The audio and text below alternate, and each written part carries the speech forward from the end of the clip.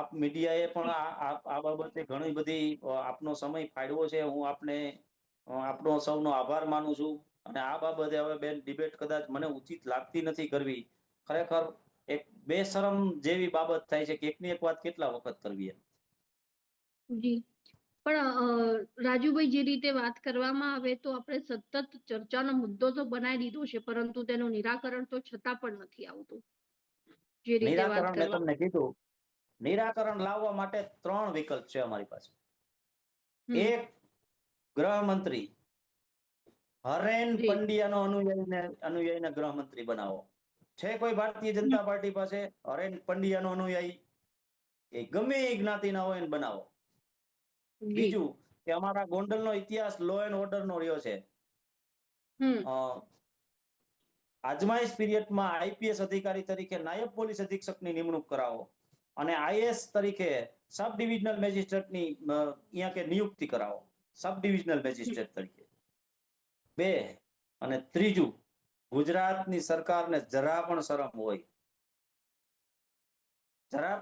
હોય તો આ બંને બાહુબલી અને ગુંડાગીરીના ઇતિહાસ ધરાવતા લોકોને એકની હાઈકોર્ટની અંદર ખોટી સજા માફીની અરજી પેન્ડિંગ છે.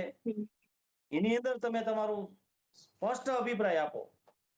અને બીજાની સુપ્રીમ કોર્ટની અંદર માનવ વધના અપરાધી તરીકેની અપીલ પેન્ડિંગ છે. એની અંદર પણ તમે તમારું ડાયરેક્શન આપો કે ભાઈ નામદાર સુપ્રીમ કોર્ટ તાત્કાલિક ધોરણે લો એન્ડ ઓર્ડર ને સિચ્યુએશનને ધ્યાનમાં રાખીને અપીલનો નિર્ણય લ્યો. આવું ગુજરાતની સરકાર કરે. આ 3 વિકલ્પ છે અમારી આઝાદીના. આઝાદ રીબડા નથી, આઝાદ ગોંડલ પણ નથી. અને આ જે લોકો મિર્ઝાપુર કે છે ને, એ મિર્ઝાપુર કેવા વાળાને અમે રોકી નથી શકતા. ગમતું તો અમને નથી. જી જી રાજુભાઈ, ધન્યવાદ આપનો જોડાવવા બદલ. જે રીતે વાત કરવામાં આવે તો ગોંડલના પાટીદાર સમાજના આગેવાન રાજુભાઈ દ્વારા છેલ્લે હાથ જોડી દેવામાં આવ્યા છે કે ખરેખર ભારત સરકાર, જે ભાજપની સરકાર છે, તેમને ગોંડલ એક વખત આવવું જોઈએ.